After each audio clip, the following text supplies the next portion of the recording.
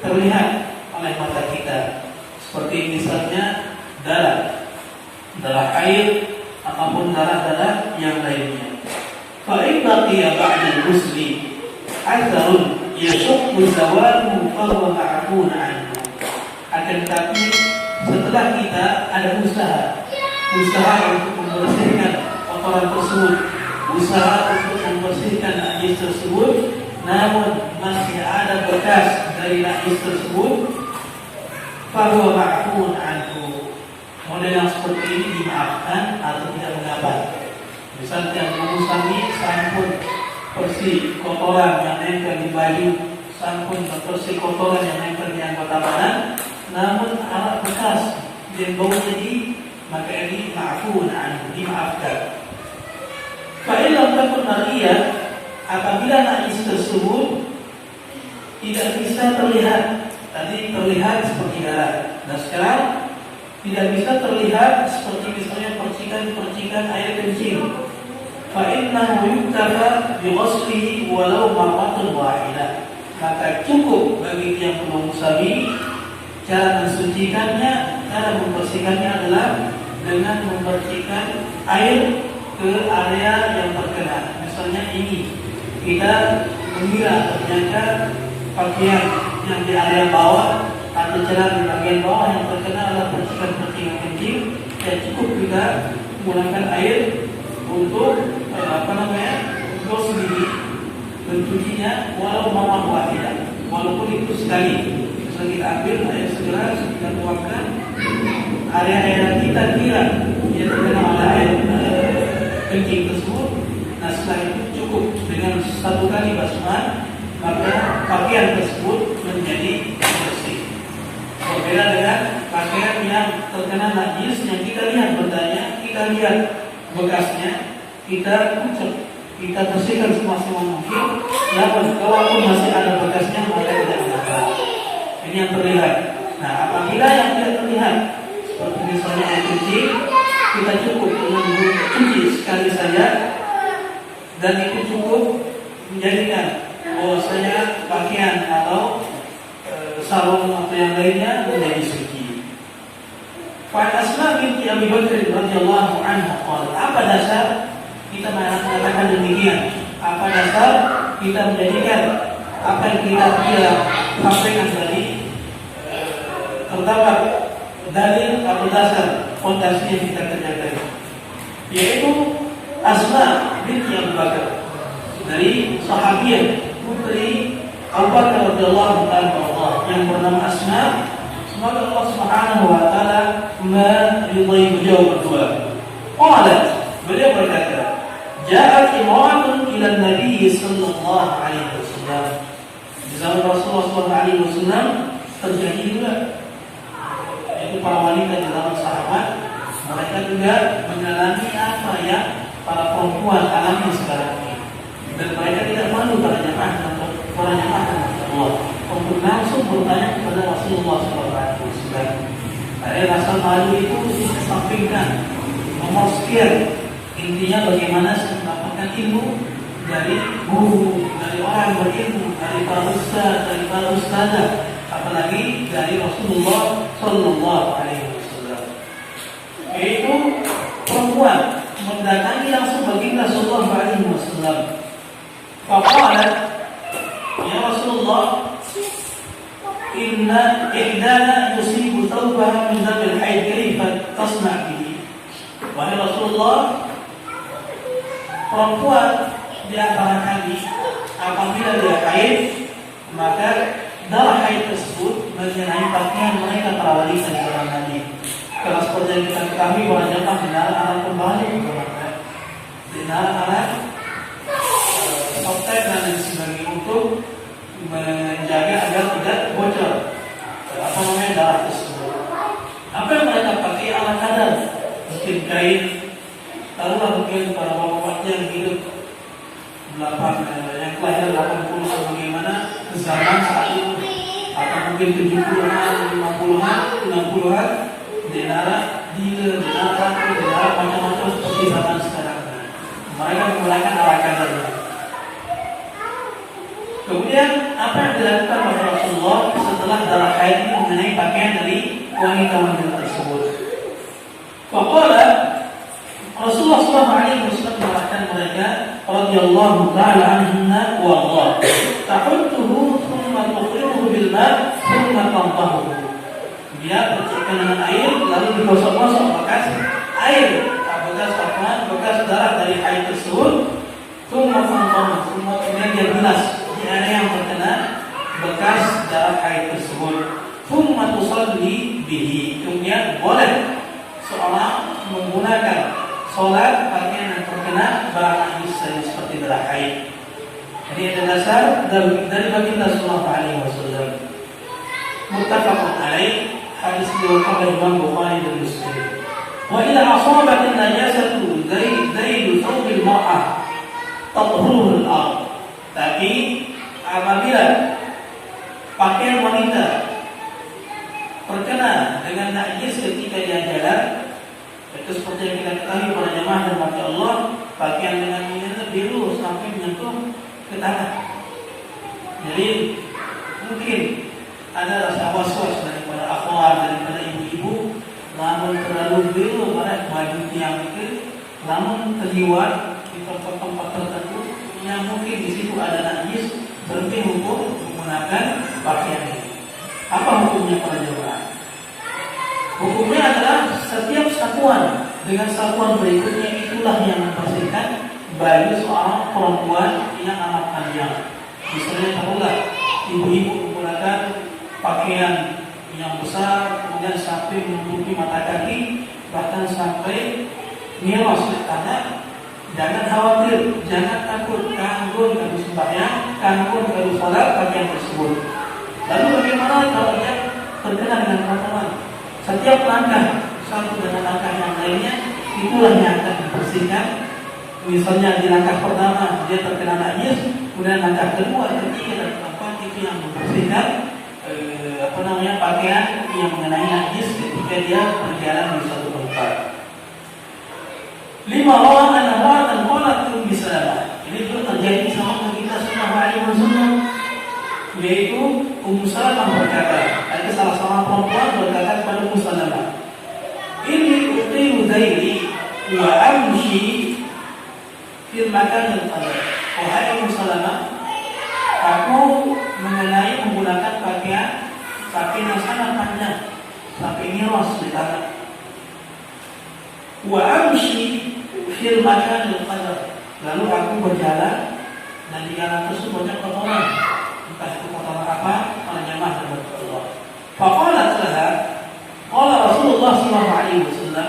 Kemudian Ummu Salamah ini menyampaikan ilmu yang dia dapatkan dari suaminya, yaitu Rasulullah sallallahu alaihi wasallam, yaqulu ma ba'dahu. Kotoran yang mengenai pakaian seorang perempuan tadi akan dibersihkan dengan langkah-langkah berikutnya. Maka sekali lagi para jemaah dan Allah Subhanahu wa taala, lamun suatu saat mungkin ada kondangan, ada acara, kemudian para istri, para ibu-ibu yang belum nikah menggunakan pakaian yang sangat panjang, kemudian mengenai tanah atau jalanan, maka tidak perlu khawatir, boleh sila mereka menggunakan untuk sholat apabila masuk waktu sholat ketika mereka berada di suatu tempat atau acara tersebut. Tidak perlu pusing, balik pas sembahyang, balik pas sholat, kalau ini kotor baru kena tanah, kena ini dan sebagainya. Jangan sampai kita jadikan alasan yang demikian pada hari ini. Insya Allah sudah disampaikan oleh para suami atau mereka mungkin mendengar dari ustaz-ustaz yang lain, baik langsung dari kajian ataupun via online. Nah, itu yang berkaitan tentang cara mensucikan najis, baik yang nempel di badan kita ataupun yang nempel di pakaian kita. Itu poin pertama pada jemaah dari Allah Subhanahu wa taala. Poin yang kedua, tathhirul ardh. Bagaimana yang perlu musafir mensucikan tanah yang terkena najis, misalnya seperti kotoran anjing, kencingnya anjing dan lain sebagainya. Karena di zaman Rasulullah SAW tidak ada bangunan seperti sekarang ini, di narak sungai, di narak karpet, wala apa tanah, sholat di atas tanah.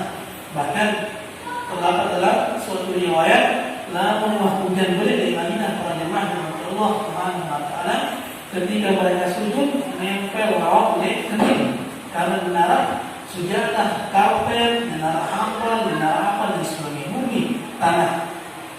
Nah itu kalau mereka sujud dalam keadaan hujan besar, pasti rawat dengan para sahabat radhiyallahu anhum. Ini saking tidak ada apa-apa di zaman Nabi sallallahu alaihi wasallam. Mungkin barangkali yang sudah melihat replika dari Masjid Nabawi di YouTube, banyak sekali penayangan dari Allah Subhanahu wa taala di awal-awal Islam, di awal-awal baginda sallallahu alaihi wasallam membangun masjid tersebut. Nah, تطهر الأرض إذا أصابتها نجاسة بصب الماء عليها. Namun kotoran di atas tanah cukup yang perlu kami bersihkan kotoran tersebut dengan seember air. Misal di zaman Nabi Sallallahu Alaihi Wasallam, kalau di dalam pintu Masjid Nabawi saat itu, ya makhluk-makhluk yang Allah Subhanahu wa taala ciptakan saat itu berkeliaran sumber tanah di Masjid Nabawi Sallallahu Alaihi Wasallam. Entah itu buang kotoran, berkencing ataupun kotoran yang lainnya.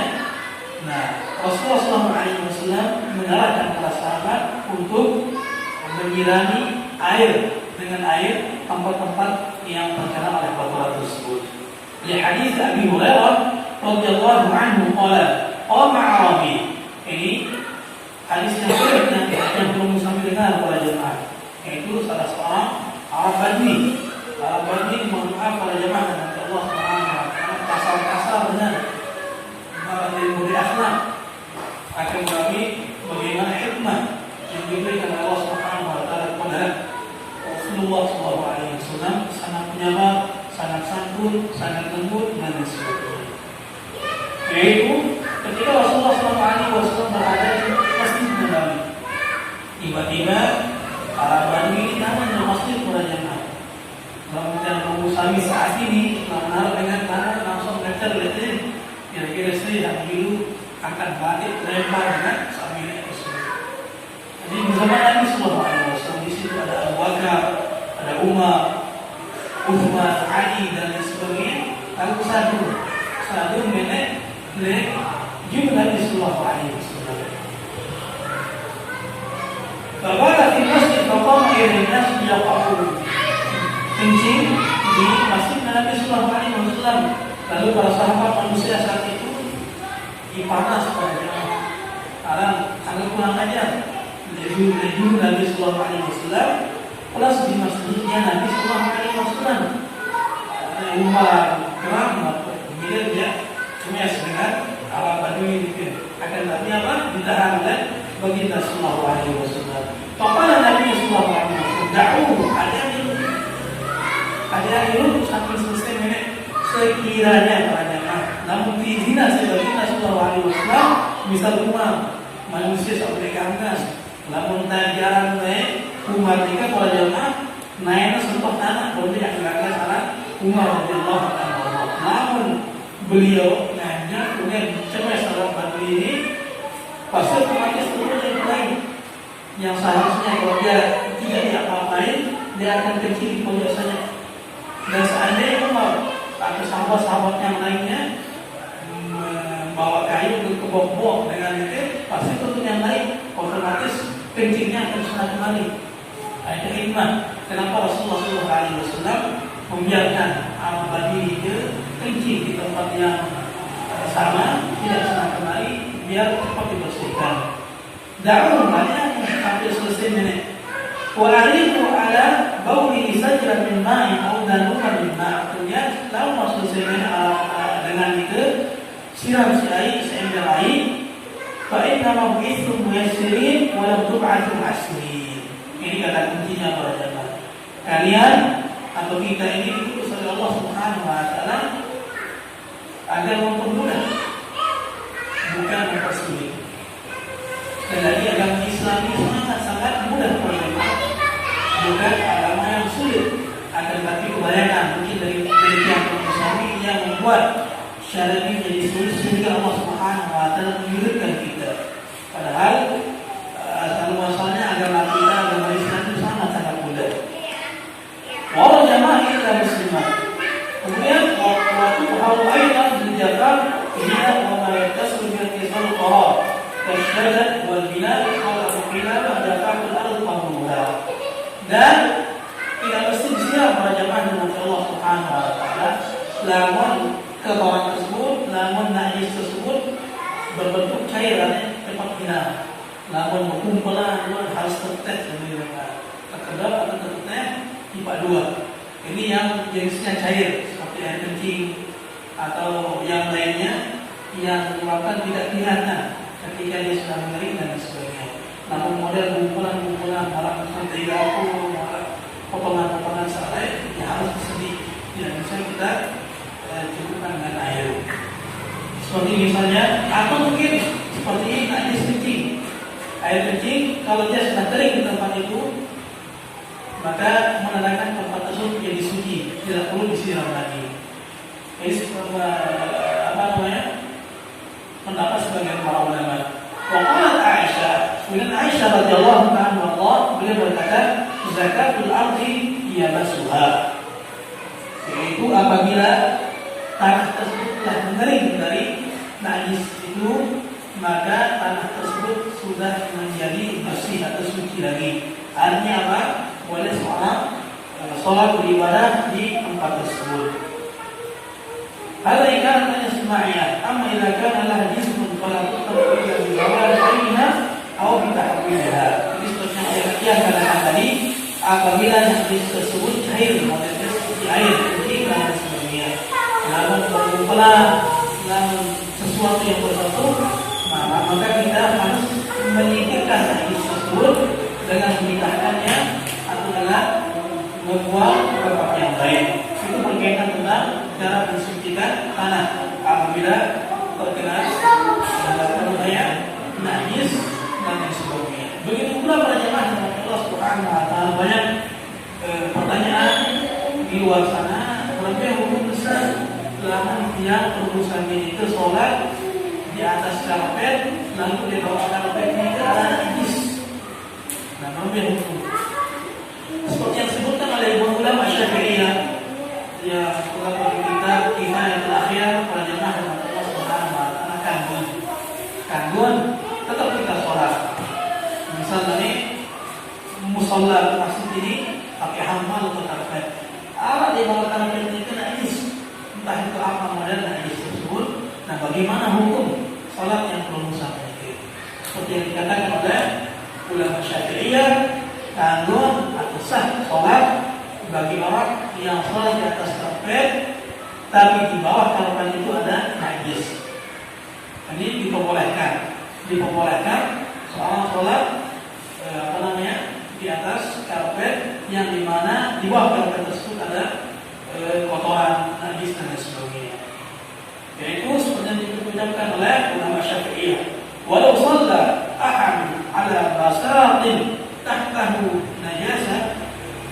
Salah seorang yang belum sampai sholat di atas sajadah, di atas karpet, di atas terpal dan sebagainya, tahtahu najasa, di bawah karpet tiga ada najis, atau ada warti atau ujung dari karpet tiga ada najis, atau ada sariri qawaimihi, atau ada sariri qawaimu ada najis, atau yang belum sami sholat di atas ranjang, kemudian di tempat sanggahannya lain dari ranjang itu ada najis. Berarti hukum yang belum sami sholat lam yadurruhu, tidak mengatakan mudarat, alias sholatnya sah pada jemaah. Walau kanat najasah tuhadi sadrahu fi hali sujudihi fi sujudin aw ghairi, ataupun sekalipun najis sedikit sejajar antara dengan dada kita ketika kita sujud, akan tapi selama yang berurusan tidak terkena dengan najis sedikit, maka sah saja sholat yang berurusan ini. Ini ada dua pendapat di ulama Syafi'iyah. Akan tapi yang paling sahih dari dua pendapat itu adalah la tubtil, dan batal salat yang berurusan ini, tetap tegakkan sholat. Atau mungkin ketika kita sholat dari tinjak dari kain apa dan sebagainya, tetap kita sholat menjadi tidak.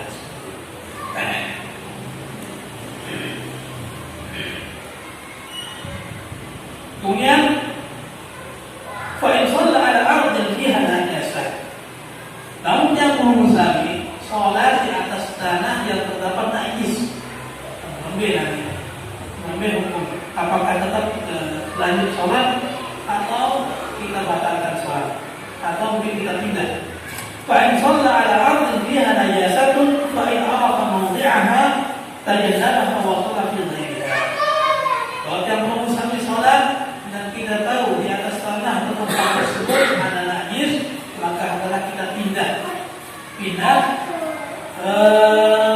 dan pindah di tempat yang lain. Wa in farasha 'alaiha syai'an wa shalla 'alaihi jaza. Tapi lalu saat itu tidak ada tempat lagi kecuali tempat ini, sementara tempat-tempat yang lain pun, dan kita membawa sajadah sesuai para jamaah, tegaklah sajadah yang mengusangi, dan yang mengusangi sholat di atas najis tersebut tidak mengapa hanya sholatnya sah, tetap sah atau tidak insyaallah sholatnya dari tempat tersebut. Dan juga kita juga harus melihat bagaimana Allah Subhanahu wa taala, yaitu najisnya itu seberapa besar, banyak dan seberapa besar pengaruhnya di atas karpet atau sejadah yang kita kelapin. Misal seandainya kita terlalu banyak najis, kemudian sejadah yang kita pakai tipis, berarti hukum batal atau tidak sholat atau sah sholat. Nah, seperti yang saya ucapkan tadi, selama anggota badan yang berusaha mereka tidak terkena oleh najis yang menempel, mungkin karena saking banyaknya najis tersebut di atas sejadah, atau karena mungkin sejadah kita terlalu tipis, kalau sorban mungkin oleh jemaatnya akhir muncul bekas atau basah karena terkena najis tersebut. Selama anggota badan kita tidak terkena dengan najis tersebut, sekali lagi sholat yang sami sah atau diterima insyaallah. Jadi diambil dari kita, mungkin dari kita pada Muqaddam di 1 halaman 116. Yang pendapat yang tadi kita akhir di 1 halaman 108. Nah, itu apabila kita sholat di tempat yang ada najisnya. Kemudian poin selanjutnya para jemaah, tathhirus samad wa nahwihi. Kita mensucikan tidak bersih, misal namun biasakan ibu-ibu kawan mungkin para jemaahnya Allah, karena menambai makhluk-makhluk seperti bekas atau itu lain. Nah, lamun rempah nih atau negeri bukan tiba minyak goreng yang belum sapi, sementara saat itu dia goreng nasi, dia goreng kandar, berhenti gitu. Apakah dia kandar langsung atau teteh kemudian saat baru dan sebagainya? Kita akan bahas bersama-sama. Ali bin Abbas an Maimunah radhiyallahu anha anna Nabiy sallallahu alaihi wasallam su'ila an fa'atin saqatat fi samanin faqala. Baik dari Abdullah bin Abbas dari Maimunah, semoga Allah Subhanahu wa taala meridai beliau, anna Nabiy sallallahu alaihi wasallam, bahwasanya Nabi sallallahu alaihi wasallam pernah ditanya tentang seekor fa'arah, seekor begang tikus. Tapi kita perlu bedakan kepada jemaah Allah, begang ngomong atau begang ibu kota. Mungkin yang pernah ke ibu kota Jakarta boleh begang anak pion, saking boleh mungkin karena lebih bergizi di sana dan sudah dibandingkan dengan tikus-tikus yang ada di situ. Pernah suatu ketika cerita sedikit dia bangun sholat subuh, tiba-tiba pegang nyor langsung jangan keras, tapi boleh pegang dan mereka gigit juga sampai benar ada tamu ingin tahu Rasulullah al-Khidmah ini al-Khidmah. Nah, di situ biasa langsung batal lawang itu itu. Maka gigit naik maka buat itu. Nah, berbeda dalam pegang itu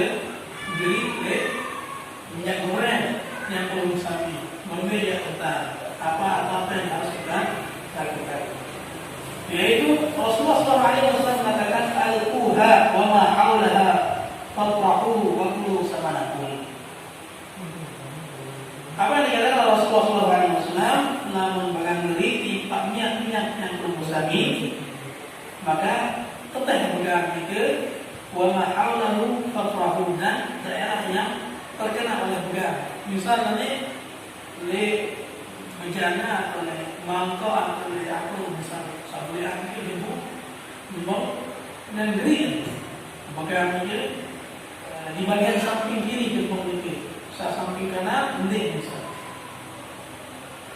berbeda tentang bahasanya Rasulullah SAW tetap bergerak ke dan tetap daerah yang terkena oleh begal dan waktu bersama aku, dan pakailah atau makanlah minyak yang kalian yang kalian miliki. Ini dengan catatan kalau zaman Allah Subhanahu wa taala lamun minyak itu beku, lamun cair selaku menjadi mengaku berjalan selakunya benar. Dengan catatan minyak itu beku, namun beku otomatis tidak akan menyebar. Dia akan jatuh ke tempat itu saja dan tidak akan bercampur baur dengan yang belum terkena. Oleh Al-Hafidh naqala bin Abdul Bar al-Kitab ala anna al-jami' idza waqa fi maitah ulihat wa hawlaha. Termasuk bagi yang lain berjamaah dengan Allah Subhanahu wa taala. Bagi apapun itu lalu gering kita minyak sabaku sedikit sabaku juga dan sebagian yang tersisa dari yang beku itu kita bisa pakai. Kita tahap ajzai hadal tasil ila ghairi dzalika wa amal ma'id. Nah, tadi ulama sepakat lawan beku minyak tiga campur terpadu dengan catatan sebagian kena tiga teteh dan sebagian hanya kena bom dan konsumsi atau bisa kita pakai. Ada lagi ulama berselisih pendapat tentang saat cair minyak saat cair di beku, apakah tetap kita bisa pakai atau kita tidak bisa pakai.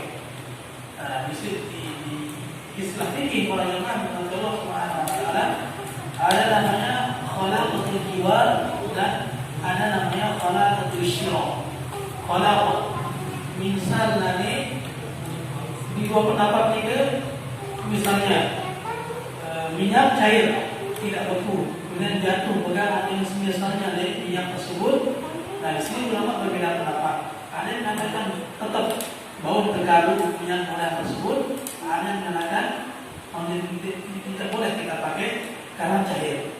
Alasannya adalah pendapat pertama yaitu khalaqatu al-jiwa, yaitu najis juga kadang tidak bercampur dengan minyak-minyak yang lain atau sisa yang lain, misal seperti tadi pada zaman Allah dari suatu wadah kemudian beri begang ke.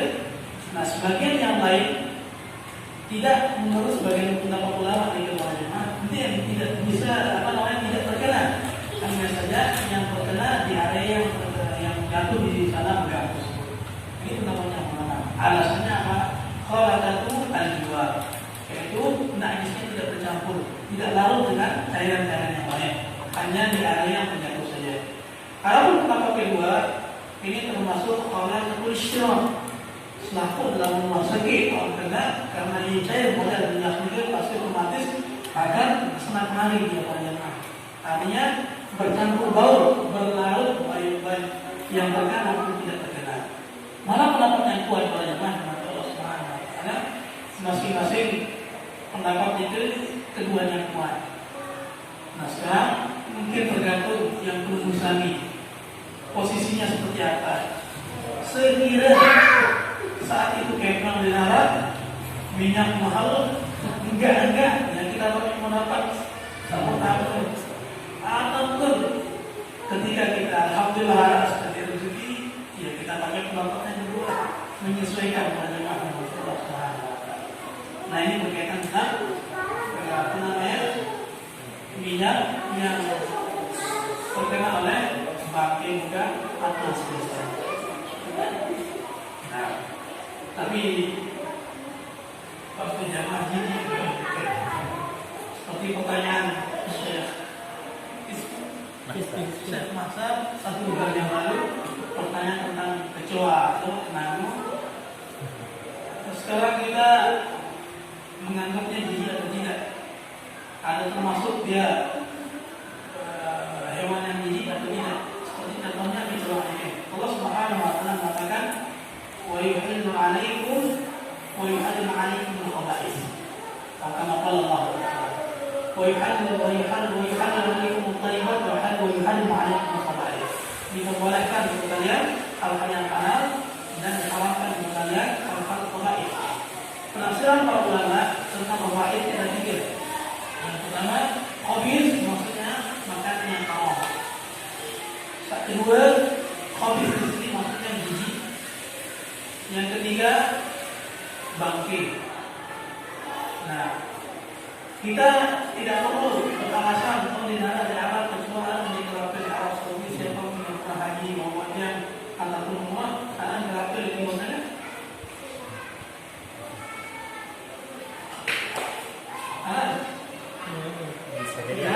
Indonesia lah laki-laki. Nah, intinya kita berpatokan dalil, walaupun tidak serta-merta di situ disebutkan kecuali haram oleh Rasulullah SAW. Paling tidak ada yang berkaitan dengan dari segi kemiripan, misalnya dari segi jawab, kemudian potong dan sebagainya. Sementara kecuali juga termasuk dalam kategori yang mana nih? Nah, berarti diharamkan untuk kita makan.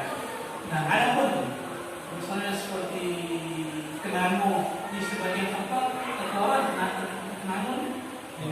Nah, kenamo. Nah, baik sama ini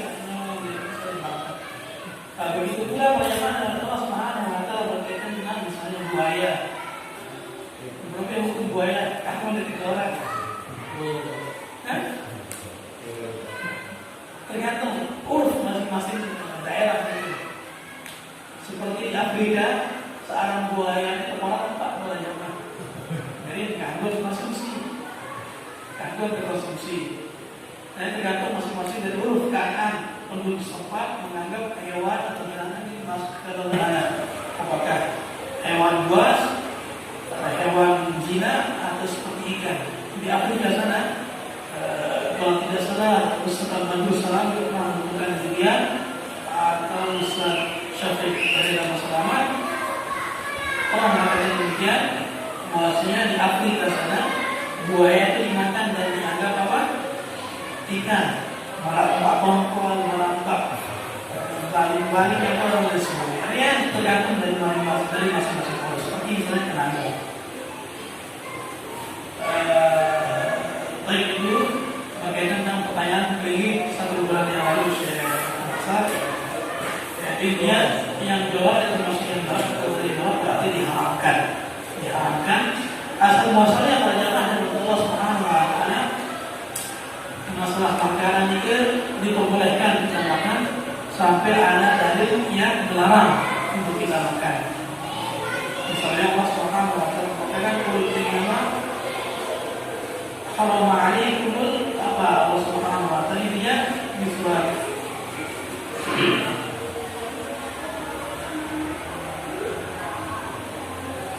Al-A'raf kalau tidak salah.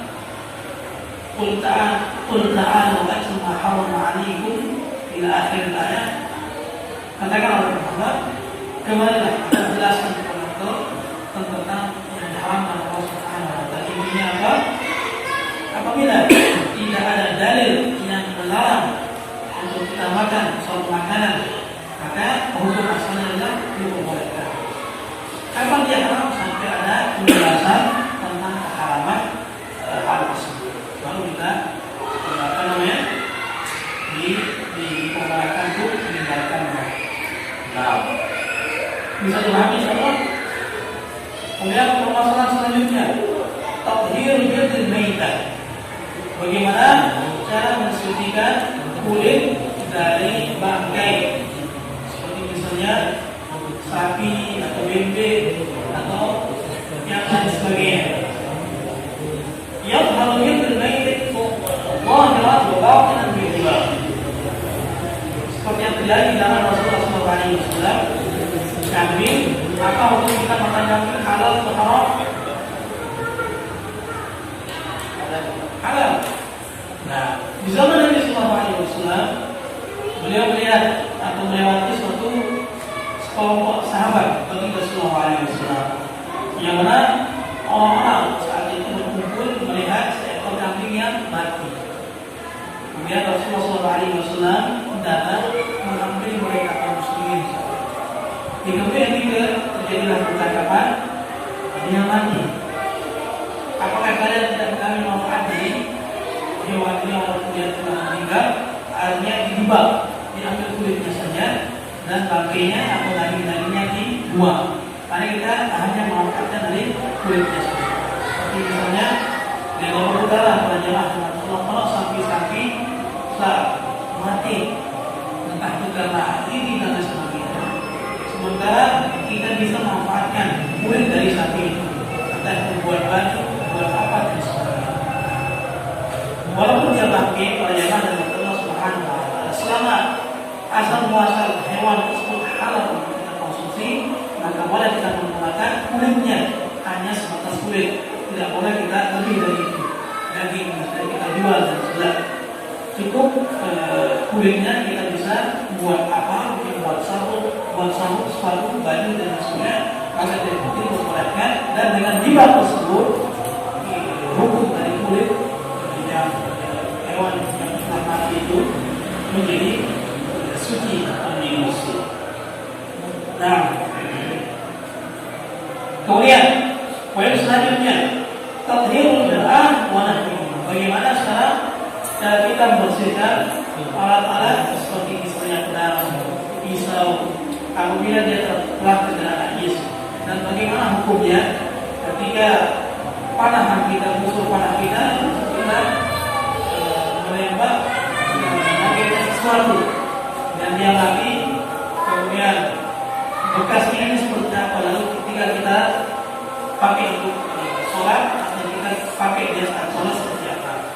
Seperti sekarang sini banyak dalam Allah Subhanahu wa Ta'ala cara membersihkan pisau, cara membersihkan pedang, cara membersihkan tulang atau yang semisalnya, wadah dan semisalnya, atau yang biasa dipakai oleh kita atau para sahabat radhiyallahu anhum di masjid nanti yang turut di atau biasa.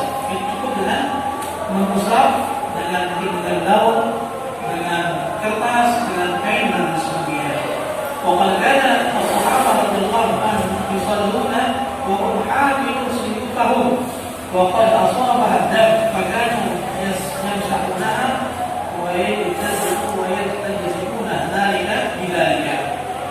Karena seperti yang kita ketahui pada jemaah Allah Subhanahu wa Ta'ala, sebagian sahabat saat berperang otomatis mereka telah menggunakan pedang tersebut, entah itu membunuh musuh-musuhnya atau membunuh hewan yang lainnya atau menyembelih hewan yang lainnya.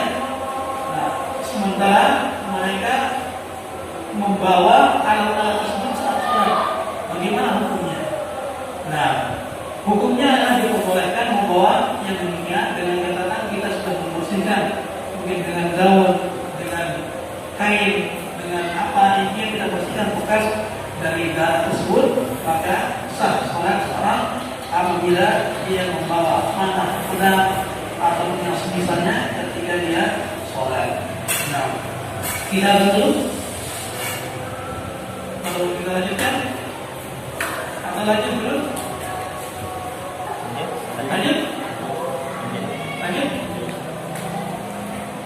Ya, bukan dulu ada jawab. Lanjut atau azan dulu? Lanjut. Baik, kita lanjut. Poin selanjutnya, tathhirun na'i, mensucikan sendal. Dan juga termasuk sunnah yang ditinggalkan adalah bernama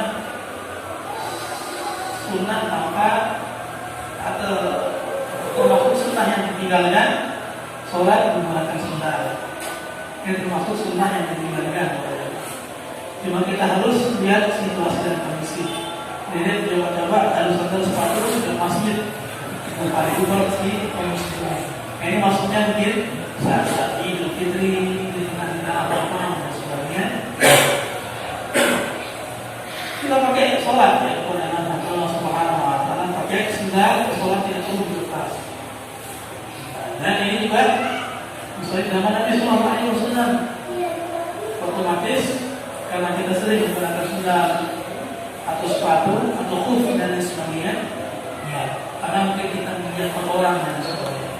Dan saat itu Rasulullah SAW berserta sahabatnya sholat menggunakan sendal.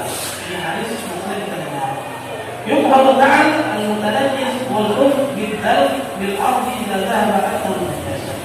Mungkin kalau sendalnya misalnya atau sepatu yang semisalnya terkena najis, maka cukup kita bersihkan dengan gosok-gosok di tanah atau di atas batu.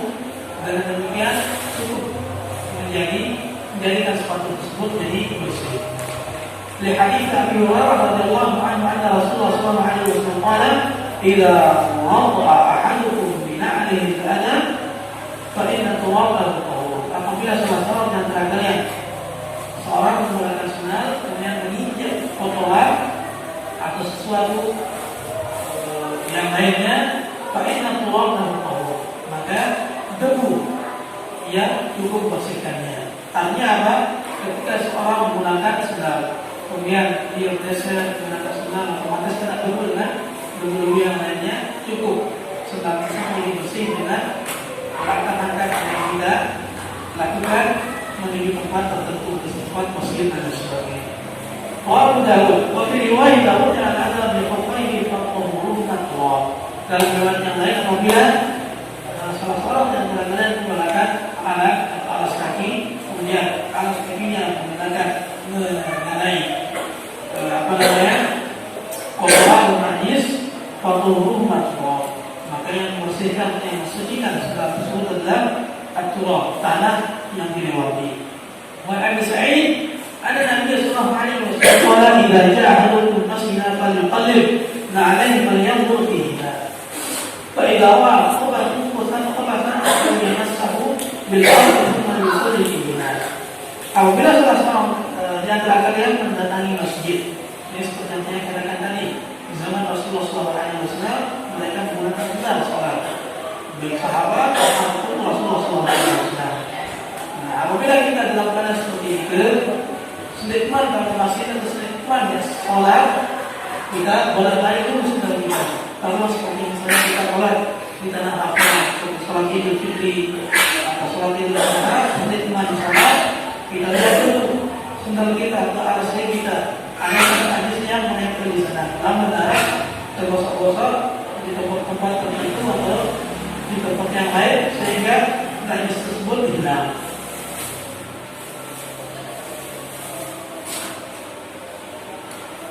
ولأنه عن تكرار ملاقاته للنجاسة ظالما فأجل مصر بالرجال كمحل الاستثناء بل هو أولى فإن محل الاستثناء يلاقي النجاسة مواضيع أو ثلاث. Nah, zaman Nabi Sallallahu Alaihi Wasallam juga ketika itu beliau Sallallahu Alaihi Wasallam sholat menggunakan sandal. Tentunya para sahabat yang mengikuti beliau Sallallahu Alaihi Wasallam. Di pertengahan sholat tiba-tiba Rasulullah Sallallahu Alaihi Wasallam melepaskan sandalnya. Baru sekali, kemudian di rakaat kedua atau ketiga beliau Sallallahu Alaihi Wasallam tiba-tiba melepaskan sandalnya dan diikuti pula oleh para sahabat yang lainnya. Kemudian selesai sholat, Rasulullah Sallallahu Alaihi Wasallam bertanya kepada para sahabat, "Ya Rasulullah, kenapa engkau melepas sandal saat di tengah-tengah sholat?" Kemudian beliau Sallallahu Alaihi Wasallam mengatakan, Jibril mendatangiku dan memberitahukan aku bahwasanya sandalmu wahai Muhammad ada najisnya. Nah, ini ada juga lamun darat para jemaah Allah Subhanahu wa taala najis saat kita sadar, saat nempel oleh amalan kita ataupun lekere ataupun yang lain, namun namun ditahu maka sah sholat kita kalau kita tahu. Contohnya ini para jemaah Allah Subhanahu wa taala Nabi di di tengah-tengah sholat, sedangkan beliau sholat dari awal itu sudah terendam yang ada najisnya. Di tengah-tengah sholat beliau sallallahu alaihi wasallam melepas sebenarnya. Lalu kemudian beliau sallallahu alaihi wasallam melanjutkan sholat dan memperlantas sholat. Beliau sallallahu alaihi wasallam tidak mengulang sholat waktu itu. Ini menunjukkan bahwasanya sahnya sholat seorang apabila terdapat suatu kotoran ataupun yang lainnya jika dia memang tidak mengetahui kotoran tersebut.